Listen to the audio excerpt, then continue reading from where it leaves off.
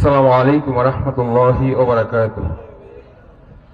الحمد لله رب العالمين والصلاة والسلام على سيد الأنبياء والمرسلين وعلى آله وأصحابه أجمعين. أعوذ بالله من الشيطان الرجيم. بسم الله الرحمن الرحيم. ولا تهنوا ولا تحزنوا وأنتم الأعلون إن كنتم مؤمنين.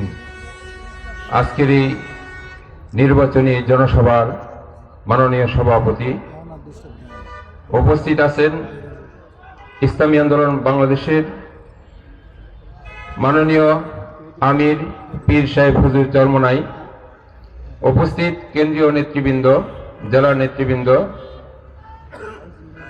আজকের এই নরসিংদীর জনসভায় উপস্থিত ওলামায়ে কেরাম, তৌহিদি জনতা, ইসলামকে ক্ষমতায় নেওয়ার স্বপ্ন দেখেন এমন বিপ্লবী নেতৃবৃন্দ, আল্লাহ তাআলার কাছে শুকরিয়া জ্ঞাপন করছি।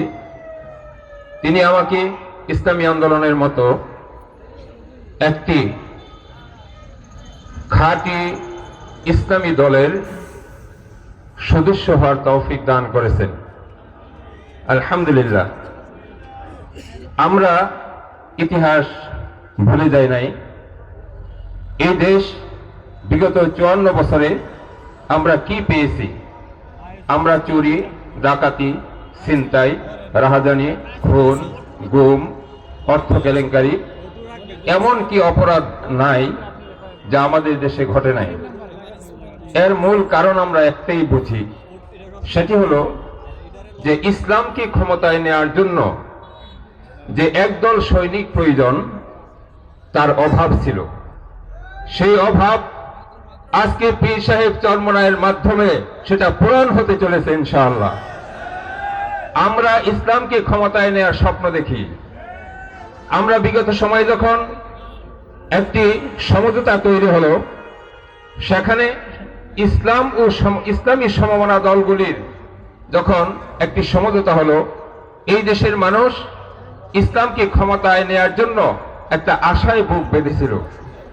কিন্তু যখনই ইসলামকে ব্যবহার করে ক্ষমতায় যাওয়ার যে প্রবণতাশীল একটি দল ছিল, তারা যখন এসে জোট হলো, সমঝোতায় আসলো, তখনই আমাদের নেতাকর্মীদের মধ্যে একটা হতাশা কাজ করছে। আমাদেরকে বুঝতে হবে, ইসলামী আন্দোলন বাংলাদেশ চলে গরিব খেটে খাওয়া মানুষের অর্থে। তারা ইসলামকে ক্ষমতায় নেয়ার জন্য সে অর্থ ব্যয় করে, তারা ইসলামকে ক্ষমতায় নেওয়ার জন্য নিজের সময় ব্যয় করে, শ্রম ব্যয় করে। আলহামদুলিল্লাহ, আল্লাহ তাআলা আমাদেরকে রক্ষা করেছেন। আমরা সেই স্বপ্ন বাস্তবায়নের জন্য এখন আমরা মাঠে ময়দানে কাজ করতে পারছি। এই জন্য আমাদের নেতাকর্মীদের মধ্যে এখন একটি উজ্জীবিত অবস্থা বিরাজ করছে, আলহামদুলিল্লাহ।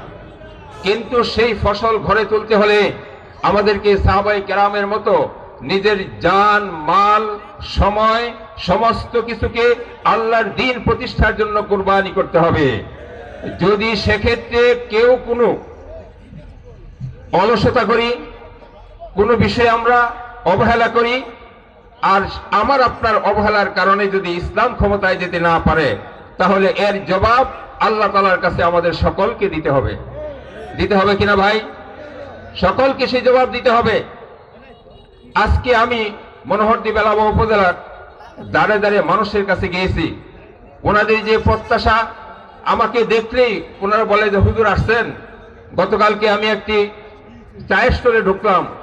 ঢোকার পরে দেখলাম যে ওই স্টলের যিনি পরিচালক, যিনি চা বানান, উনি বলতেছে হুজুর আমার এখান থেকে চা খেয়ে যাবেন। আমি বললাম আমার সাথে এত লোক, আপনি এত মানুষকে কি চা খাওয়াতে পারবেন? ওই যে হ্যাঁ, সবাইকে চা খাওয়াবো, আপনি একটু চা খেয়ে যান। এই যে একটি ভালোবাসা তৈরি হয়েছে, এইটা হলো জনপ্রত্যাশা। আগামী দিনে তারা ইসলামকে ক্ষমতায় দেখতে চায়। কিন্তু আমরা যদি মাঠে ময়দানে আমাদের জান মালকে বদরি সাহাবীদের মতো উদারভাবে আমরা দিতে না পারি, তাহলে কিন্তু এর জন্য আমরা দায়ী থাকবো। ভাইরা আমার, আসুন আগামী দিনে ইসলামকে ক্ষমতায় নেওয়ার জন্য নিজের জান, মাল, সময়, সমস্ত কিছু কুরবানি দিয়ে আমরা আল্লাহর কাছে দামি হয়ে যাই। দুনিয়ার মানুষের শান্তি শৃঙ্খলা ফিরিয়ে আনতে আমাদের ছাড়া আর বিকল্প কোনো দল আমরা এখনো চোখে দেখতে পাইনি। আল্লাহ হাফেজ। পীর সাহেব হুজুর চরমনাই জিন্দাবাদ। ইসলামী আন্দোলন বাংলাদেশ জিন্দাবাদ।